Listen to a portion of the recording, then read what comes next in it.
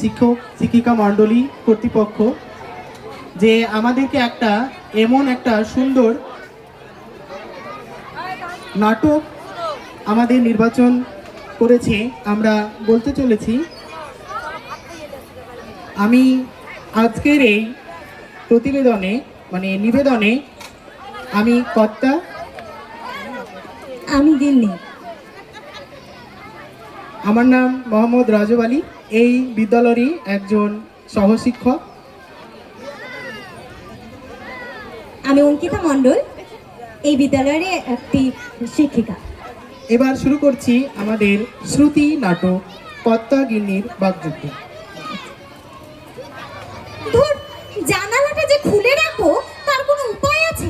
শুধু মিছিল আর মিছিল। সরকার তুমি জবাব দাও।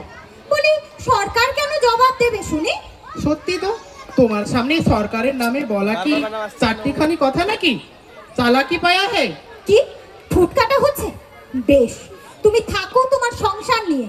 আমি এই সংসার থেকে পদত্যাগ করলুম। এই নিয়ে কতবার হলো? তার মানে? না মানে সকালে পদত্যাগ, রাত্রে প্রত্যাহার, এ তো তোমার কাছে নতুন কিছু নয়। এই তো চলছে এখন। বেশ, করব, হাজার বার করব। আমার সংসার থেকে আমি পদত্যাগ করি আর প্রত্যাহার করি, তাতে কার কি শুনি? আহা, অত সোজা নয়। আগে নোটিশ দিতে হবে, তাছাড়া উপযুক্ত লোক না পাওয়া পর্যন্ত তোমাকে কাজ চালিয়ে যেতে হবে।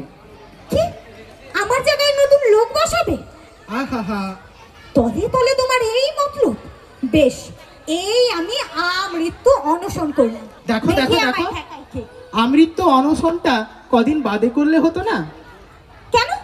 না মানে ধরো, এখন মাসের শেষ তো, ধরো একটা অনশন করতে হলে কত কি লাগে বলো তো? প্যান্ডেল লাগে, মাইক লাগে, ফুলের মালা, ফলের রস, এসব জোগাড় করতে করতে আমার লাইফটা যে লোডশেডিং হয়ে যাবে গো। ওকে ওকে, যে সংসারে আইন শৃঙ্খলা বলে কিছু নেই, সেখানে একমাত্র প্রতিকার হলো অনশন। কেন, সংসারে আইন শৃঙ্খলার কি হলো অভাব? বলি, এটা কি একটা সংসার? বলি, এই যে আমি এতদিন তোমার সংসার করছি, তুমি তুমি আমার জন্য কি করেছো? কেন, সংসার করেছি, তোমাকে বিয়ে করেছি। হ্যাঁ, এটা কিছু করা নাকি? হলো না, সবচেয়ে বেশি করা হলো তোমাকে সহ্য করা, আর বিয়ে করে পড়লো আমার হাতে হাত করা। তখন মনে ছিল না যখন বলেছিলে তোমার সারা জীবনের ভাত কাপড়ের ভার নিলাম? হ্যাঁ, আমার তো ঠিকই ছিল মনে, শুধু ভাত আর কাপড়ের ভার তো নিয়েই ছিল। তা বলে ভাতের সঙ্গে মাছ, মাংস, ডিম, কাপড়ের সঙ্গে পেটিকোট, ব্লাউজ, মিডি ম্যাক্সি, এসবের ভার তো আমি নিইনি বাবা। ঠিক আছে, খুব হয়েছে। সংসারে তো কিছুই দেখো না। এদিকে যে ছেলেটা একেবারে বকে গেল। কেন, খোকার আবার কি হলো? কি আবার হলো? ঘুমের ঘোরে তিয়া সাত্তা বলে চেঁচাচ্ছে। তিয়াস আক্তার, সে আবার কে গো? ছেলে তোমার সাত্তা খেলছে। হ্যাঁ, বলি ধরে গাঁটটা মারতে পারো না? তুমি কি করো? তোমার লজ্জা করে না?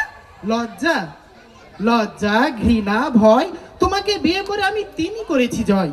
মুখ পোড়া মিশের কথা শুনলে গা জ্বলে যায়। এই রে, এদিকে মুখ পোড়া মিনসের মুখ দেখে উনুনের ভাত পড়ে ছাই হয়ে গেল, সে খেয়াল আছে? বলি, আতপ চালের পিন্ডিগুলো তোমাকে কে আনতে বলে শুনি? তা আমি কি করব? রসুনের মূল্য তালিকায় দেখলাম সেদ্ধ চাল কাটা, ময়দা কাটা, সুজি সোজাসুজি কাটা, সেদ্ধ চাল ফুরিয়ে গেছে তাই আতপ চাল। বলি, ফুরিয়ে যায় কেন শুনি? অভ্যেস করিয়ে নিচ্ছে গিন্নি, বিধবা হলে যাতে অসুবিধা না হয়। হ্যাঁ, আর জানো কথাগুলো শুনলে গা পিত্তে জ্বলে যায়। আহা, সরকার না দিলে আমরা কোথায় পাবো বলো তো? বলি, সরকার কেন দেবে শুনি? নিজের হিম্মত নেই? তুমি না পুরুষ মানুষ, তোমার লজ্জা করে না সরকারের কাছে হাত পাততে? এ দেখো দেখো, এতে কি লজ্জার আছে? সরকার দিলে নিশ্চয় আনতুম। সরকার কেন দেবে শুনি? সরকার কি তোমার বাড়িতে কোনোদিন একবার পাত পাততে এসেছে? আহা, সরকারই তো একমাত্র ভরসা। তা এতই যদি বুঝো, তাহলে কথায় কথায় সরকারের নামে দোষ দাও কেন? হ্যাঁ, এ কি, সরকার দোষ করলে বলতে পারবো না? না, বলবে না। যদি সরকার এতই খারাপ, তাহলে সরকারের বাড়ির মেয়েকে বিয়ে করতে গেছিলে কেন? এই মরেছি। আচ্ছা, তুমি কি বুঝতে কি বোঝো বলো তো? থাক থাক, তোমাকে আর বোঝাতে হবে না। আরে এ সরকার সে সরকার নয়। শাক দিয়ে আর মাছ ঢাকা যায় না গো। ভুলে যেও না, আমিও শ্যামবাজারের পিত্তুম সরকারের মেয়ে সুভাষিনী। হ্যাঁ হ্যাঁ, সে তো তোমার সুন্দরতম কথা শুনে বুঝতেই পারছি তুমি সুভাষিনী। কি সুন্দর তোমার মুখের ভাষা।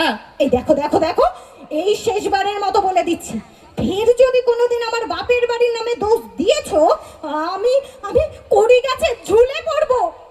ভগবান কি আমার মুখ তুলে চাইবেন? সে সৌভাগ্য কি আমার হবে? হ্যাঁ, কি বললে? কিছু না মানে বলছিলাম কি বাড়িওয়ালার পারমিশন নিয়েছো? কেন? না মানে মানে ওই গতরে যদি একবার ধুলে পড়ো, বাড়ি শুদ্ধ হুড়মুড় করে একেবারে গুজরাটের ভূমিকম্পের মতো ভেঙে পড়বে গো। ঠিক আছে, তাহলে আমি রেল লাইনে গলা দেব। দিও না, হ্যাঁ, রেল লাইনে গলা দিও না। ওখানে আজকাল একদম টাইমে ঠিক নেই। দেখবে তুমি সকাল থেকে খালি গলা দিয়ে পড়ে আছো, ওদিকে গাড়ি লেট, ট্রেন আসছে না। ঠিক আছে, তাহলে আমি গায়ে কেরোসিন ঢেলে আগুনে পড়ে আমি মরবো। খবরদার কেরোসিন তেলে একদম হাত দেবে না। 3 ঘন্টা লাইনে দাঁড়িয়ে 1 লিটার কেরোসিন তেল জোগাড় করেছি কি তোমার গায়ে ঢালবার জন্যে? মরতে হয় অন্য কিছু করে মারো, কিন্তু কেরোসিন তেলে একদম হাত দেবে না। বেশ আমি বিষ খাবো, তবুও আমি আত্মহত্যা করে এর প্রতিশোধ নেব। দেখো বলছিলাম কি, এত অখাদ্য কুখাদ্য খেয়েও যখন তুমি পটল তুলোনি, তখন তোমার বিষ হজম হয়ে যাবে গো। বলছিলাম কি, মানে আত্মহত্যা যদি করতে হয় করো, মানে অন্যদিন করো, আজকের দিনটা থাক না গো। কেন আজকের দিন থাকবে কেন? না মানে আজকে সন্ধ্যার সময় না 2খানা সিনেমার টিকিট কেটেছি, হিন্দি ছবি, শুধু ঝাড়পিট, ডিসুম আর ডিসুম। বেশ, তাহলে আজকের দিনটা ছেড়েই দিই। হ্যাঁ, আজকেই ছেড়েই দাও। কালকে কিন্তু আমি আত্মহত্যা করবই করব। না ঠিক আছে, কথা দাও। আমি কথা দিলাম। ঠিক বলেছো। কাল তোমাকে ঠিক বিষ এনে দেবো। হ্যাঁ, তখন আত্মহত্যা করো, এখন সিনেমায় চলো। চলো। চলো। নমস্কার।